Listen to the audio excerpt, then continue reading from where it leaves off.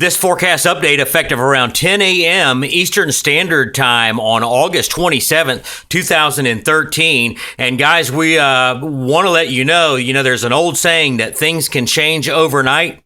And it looks like the season is about to uncork. We're going to start you off over here towards the Gulf of Mexico, Florida Straits, where we have an upper level low. We were tracking this yesterday. If you follow our forecast, you saw it was east of northeast Florida. Now, this upper level low feature has now worked its way down in towards the Florida Straits.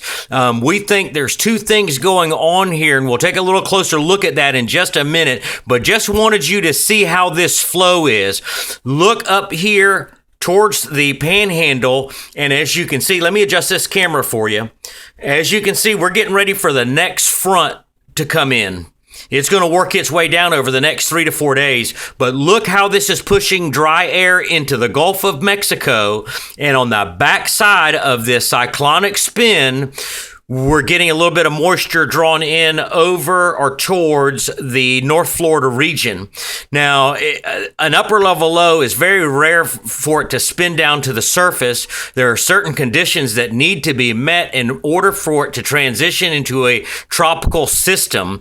And one of those things is it needs to sit over a prolonged period of time where it can work its way down to the surface.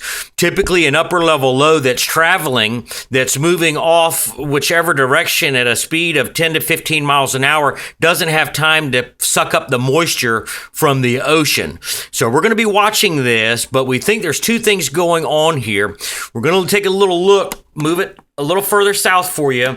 And as you can see, we're also getting an influx from the South American coast in here towards Central America. We've got a couple of tropical waves that are going to be moving in this direction over the next 3 to 4 days. And Gulf of Mexico fans, these African waves that have been moving off Africa over the last month or so has been continuing on, and it's coming in here as sneakers. And they've been moving across into the Pacific. It looks like we're starting to get a little development as these next fronts come through.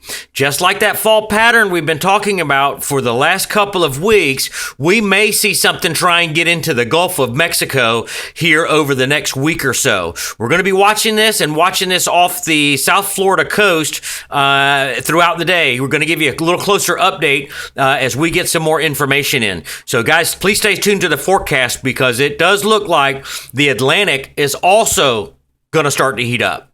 Stay tuned for the next update.